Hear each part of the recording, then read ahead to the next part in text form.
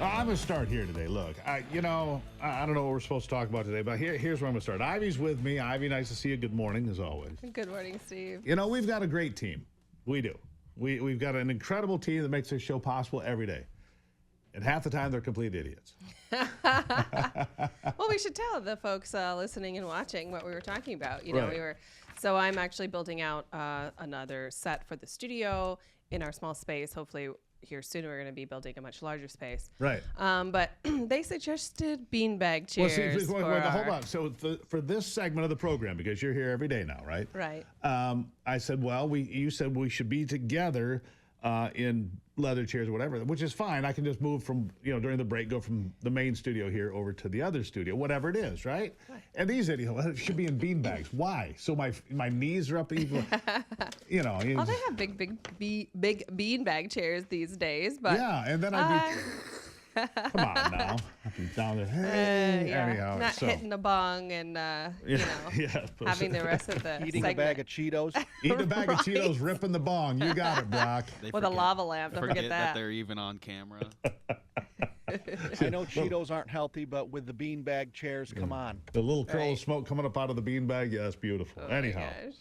So we are building a new studio. We're in the process of getting it drawn out, just so you know. And it'll be a place, by the way, it'll be a place that maybe you can come. And when I say you listeners, you viewers, because we're going to have podcasting spaces there available for people that want to build their own podcast. We're going to work with people. So it's a lot of things going on. And if you've got a podcast idea and you think, hey, I go to the Gruber Studios and get that done or whatever. I don't know what we're going to name it yet. We'll just call it Gruber Studios for now. But it could be a place for you to come. And if you want to find out more in advance, go to stevegruber.com. Send us an email. Say, hey, I heard you talking about podcasts. By the way, we can do that for you. Ivy will come out and design stuff for you. All sorts of things going on that we do here. She designed all this. See all this magic here? All this magic around me? Yeah. Ivy created all of this magic. There it is. Thank you, And better Anthony. stuff to come. So it'll be very interesting. I think all of you will enjoy it. Yeah, a lot of fun. Some secret studios. A drum kit is going to be in there. Pretty exciting. In the drum bubble. And if all of you did not know, Steve is a drummer. Yeah, Not a musician, a drummer. Nice, Good Anthony. Lord. See, So, hey, see listen, what I just said? It's President's Day, Steve. Okay, go ahead. Celebrating all of our past presidents who have been incredible. Who is your favorite president? I think, I think the two minus best. Donald Trump, the current president. Well, you like him, but clearly, but without Abraham Lincoln and George Washington, there would be no country to make great again. So let's start with the fact that George Washington overcame obstacles that were completely impossible. Crossing the Delaware on Christmas Day, for example, to surprise the British in Trenton, New Jersey.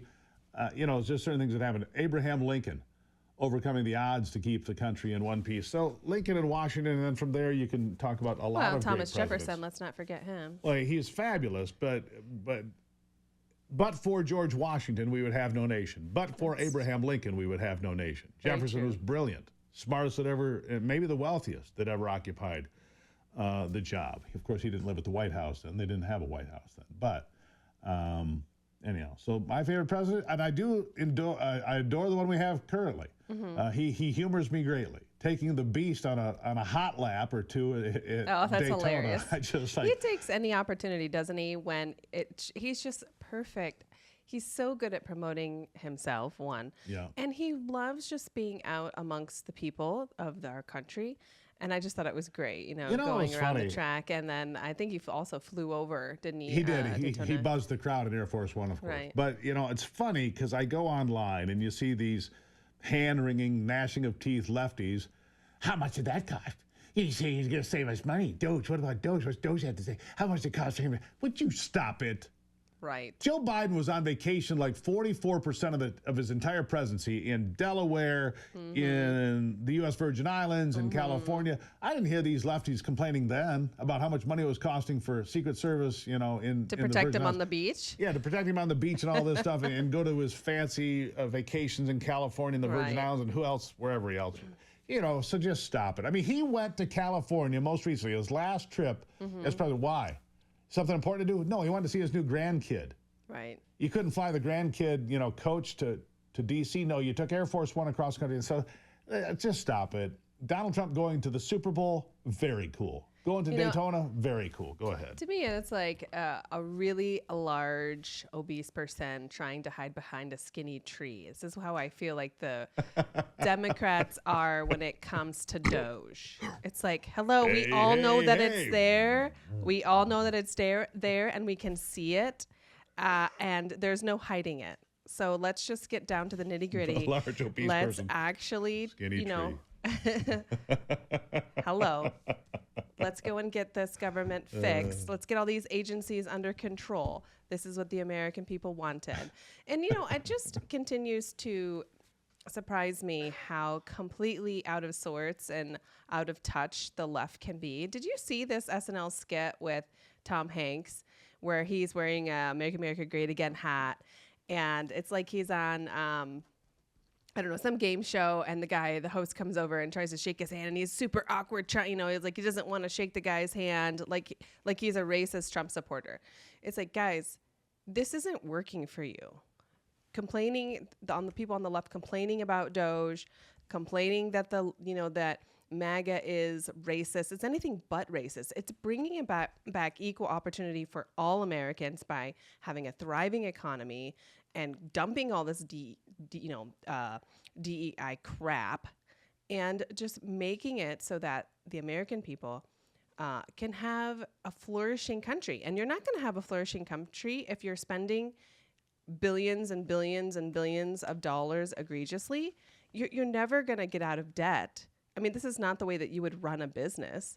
So I just think that they're completely out of touch. And if they continue, and I think it's great. Let me just read you continue something.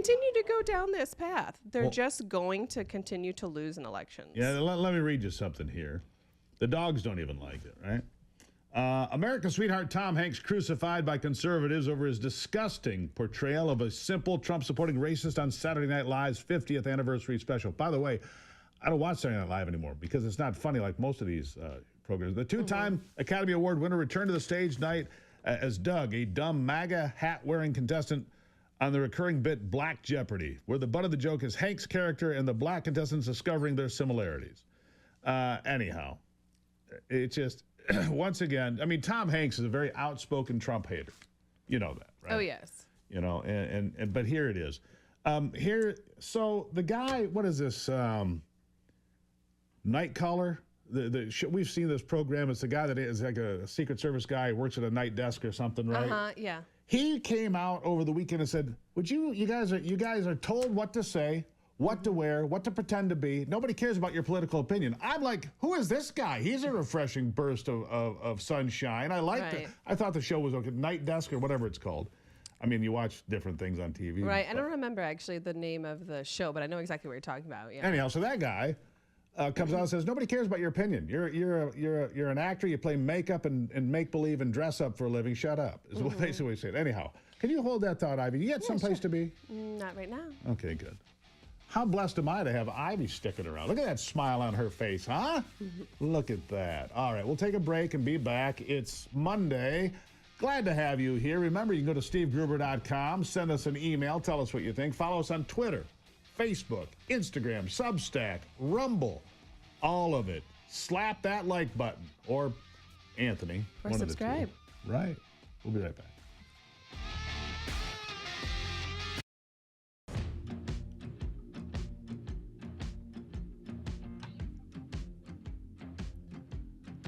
I didn't realize, Ivy, the extent of the idiocy on the Saturday Night Live over the weekend. Not only was it the Tom Hanks chiming in, it was Steve Martin, Martin Short, all of them. Whatever. Keep you're funny people, but Saturday Night Live's not funny anymore. That's why its ratings are. I mean, it's dead. Right. Saturday Night Live is going to get canceled here shortly because it's so bad. Anyhow, carry on. Right. I just think that they're again out of touch. They just. You think? When you think about the outcome of the election, it's like, you guys need to wake up and come back to the middle a little bit. They got clubbed like a baby seal. Right now, what you're saying is way far left. Yeah, and nobody on the cares. Fringe. Oh, yeah. Donald Trump, MAGA supporters afraid to shake a black man's hand. I remember it was a landslide victory where the popular vote and the Electoral College all went to Donald Trump because he's a racist? No. Right. Come on. And, and back to the DOGE thing, too. There were so many presidents before. Bill Clinton did this, who actually balanced the budget. Yep. And when you think about, well, who implemented it? Barack Obama. Actually, we have a bite from him. Let's play that, bite 13. Budget reform is not an option. It's a necessity. The American people are entitled to transparency. We can't sustain a system that bleeds billions of taxpayer dollars on programs that have outlived their usefulness or exist solely because of the power of politicians, lobbyists, or interest groups. They're entitled to be able to figure out where their dollars are going, and they're entitled to accountability to make sure that we're using the dollars for what we said it was for. We are going to go through our federal budget, as I promised during the campaign, page by page, line by line, eliminating those programs we don't need and insisting that those that we do need operate in a sensible, cost-effective way. So there you should got be it, right? easy. I mean, you get it. Yeah, it's Biden and Barack saying we need to cut money. But here, let me explain this. I want to explain this to folks, Ivy. I want to jump in here and explain this. When you say Barack Obama created DOGE, here's what she means, and we're digging this out. We're going to have this for you over the next couple of days here in the program. You see, back in 2014, Barack Obama created this thing called the United States Digital Service, USDS. You probably never heard of it. It was created to be a patch to fix the Obamacare website meltdown. So you got the United States Digital Service there to fix all this. Then you fast forward to 2025. All that Donald Trump did was say, well, we don't really need that anymore, but it already exists. It's already funded. It's a government program that's been there for 10 years or more. We're going to rename it and rebrand it DOGE. You see, because he did that and said, go find the receipts, you can't get rid of it. It's a pre-funded, pre-existing division of the federal government. So Barack Obama, in effect, created DOGE. My understanding, we're digging deeper into it to explain it in detail, but that's why the liberals are like, well, we can't have DOGE. You created this. No, we just rebranded it. And it wouldn't even matter, honestly, if Trump did create it. It's his executive power to do that. He has the legal authority to do that. That's right. But even better, it was a great idea when Bill Clinton did it. It was a great idea when Barack Obama put it into place to go and cut all this unnecessary spending and funding for programs that are, you know, let's go study bees and their sexual behavior and how that affects and how rats the respond climate to in Zimbabwe. Yeah, I don't know, you know, rats some respond to ridiculous date rape thing. drugs. Right, exactly. Yeah. You know, I'm just throwing something out there as absolutely ridiculous, but there are actually these ridiculous programs out there that we fund that are unnecessary, and that's just a tiny little fraction of that. However many other programs that need and spending that just needs to go away, and being able to actually track spending. I mean, what an idea. What track an idea. spending. Let's cut the spending. You know, so we've got mice, monkeys, and rats and their transgenderism. We've got spending money on Guatemalans to have sex change operations. But listen, $50 million in Mozambique for condoms. And by the way, you could build factories in Mozambique to create condoms if that's really what you want to do. Anyhow, carry on. no, it's just common sense. This is common sense. They don't have that on the left. And I think that what I believe is that they're afraid that all of their little side jobs, their side hustles, their foundations, and all of a sudden all that money dries up, and all of these people who can I say one more thing? Sure. Here? Non-governmental organizations, right? NGOs. You hear about these all the time. If an NGO is no longer functional and cannot survive without government funding, then it was never an NGO. Of course it was a government organization. If you can't survive without government funding, how are you a non-governmental organization? You're very much a government organization. Are you not? Exactly, 100%. Yeah, I mean, 100%. This NGO, this nonprofit NGO does X, Y, well, if the only money you get comes from the government, from me, and you're funded. And they're calling this, and the people on the left are calling this overthrowing the government. President Trump is overthrowing the government. And the thing is, you know, Sharpton over the weekend actually said this on some television program. And it just and he says, could you imagine James Madison and Thomas Jefferson wanting to overthrow the government? And my jaw drops open and hits my sternum and go, do you have any idea about American history? He doesn't care. No, he doesn't care. Hello. How is saving money and cutting government waste and all this money we ship overseas to God only knows what? And by the way, Larry Alex Taunton, who's been on the program a couple times recently, just got roughed up while trying to investigate what's going on at USAID headquarters in Cairo. We saw him last week talking about being there. He went back. His driver gets yanked out of the car. He gets asked for his papers. Why are you here? And the USAID office is supposed to be closed down in Cairo, still functioning. We're going to have him on the program this week to talk about that. Wow, so, let's pray for his safety. You know, everybody, here's the other thing that we need to address. All these people, whether it's DEI programs at the universities like we talked about earlier today, or USAID, they being all the people that are resisting Trump, are trying to game the system and keep all of this crap in place. We should not tolerate it. 100%. I mean, there was this, I believe it was an email issued to universities, public universities that receive government funding, that if you try to circumnavigate these by using this third-party authority, vendors, like you're right. not going to do this. If you do this and we find out that you're going to do it, we're going to take your funding away, which Knock you 100% should be happening. 100% true. You know. I got to leave it there.